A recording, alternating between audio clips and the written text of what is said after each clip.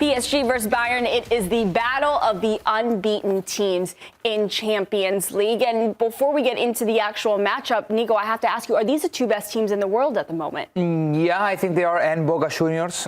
They've proven it over the last couple of weeks, PSG, Bayern, and Boca Juniors. I knew what I was getting myself into by tossing it to you. In all seriousness, I do think that Bayern, if I had to choose one team right now, like today, November 3rd, Bayern is the best team in the world. Obviously, PSG are champions of Europe, but I don't think they've been at their strongest. They've shown vulnerabilities, especially with their injuries. Liga is actually pretty exciting for the first time in forever because PSG hasn't been that good. They lost in Le Classique.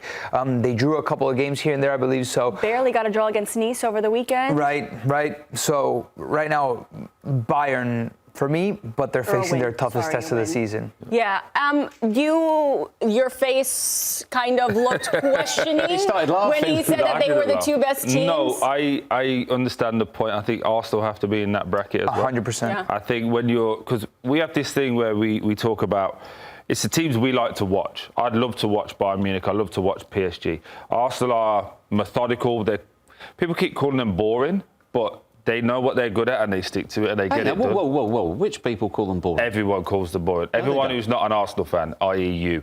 So basically, when you do set pieces and you win a lot of your games from set pieces, a lot of people are saying, oh, this is boring. But for me, I think you're winning games. It's great.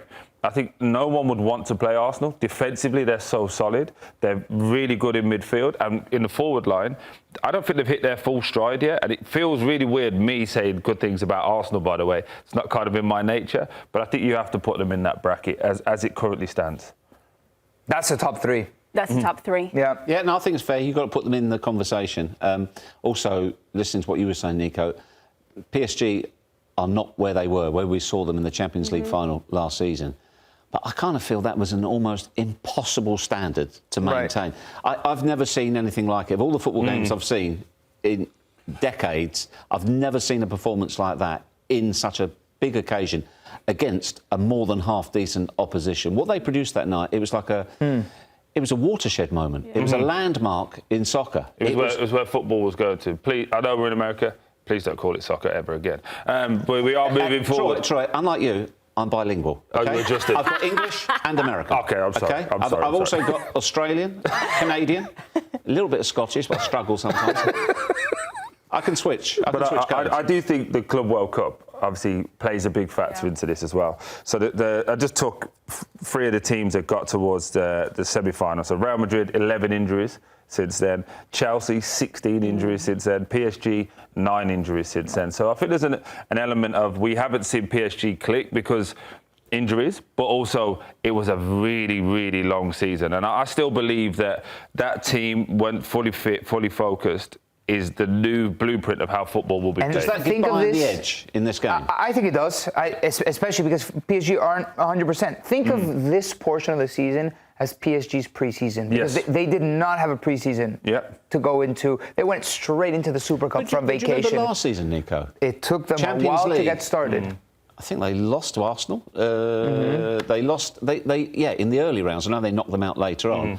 They had some very indifferent results. They played the tournament from lowest to greatest in crescendo every round. They improved and that's why at the end, the league phase ultimately for a big team like PSG, like Bayern, we're getting these marquee matchups, but they're not the tell-all, be-all matchup that perhaps we make them out to be because it gets started in the knockout stage, right? That's when we see the best iteration of these teams. And if you're not at your best, you get knocked out. But we also seen as well last season with Man City, with Liverpool, if you're not at it straight away, as soon as it goes into the knockout phases, it's a very dangerous game to think, when we get there, we'll get to it. If you're not ready straight away in the Champions League, it's the greatest competition for me, club competition, because everybody is just so good. We have the odd team that you're going to get found out because they're not good enough, but as a whole, 95% of them are fantastic teams. And Geoff, you talked about it. Does it give Bayern the edge? I mean,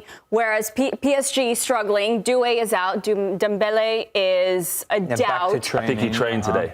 I think he trained. So we'll see if he plays. But you look at this Bayern team, their bench goes so deep that they had, I think, 7 lineup changes when they played Bayer Leverkusen over the weekend. They didn't start Michael Olise, Harry Kane, several other players. So that, to me, just signifies they're in a much better position. I agree. We are having this same exact conversation when PSG played Barcelona. We gave the edge to Barcelona. Luis Enrique rolled out a lineup of kids, and they got the job done. They're at home against Bayern. I think Bayern is going to pose a different Have you threat. seen the record, though, Nico, between the two clubs? It's frightening. Yeah.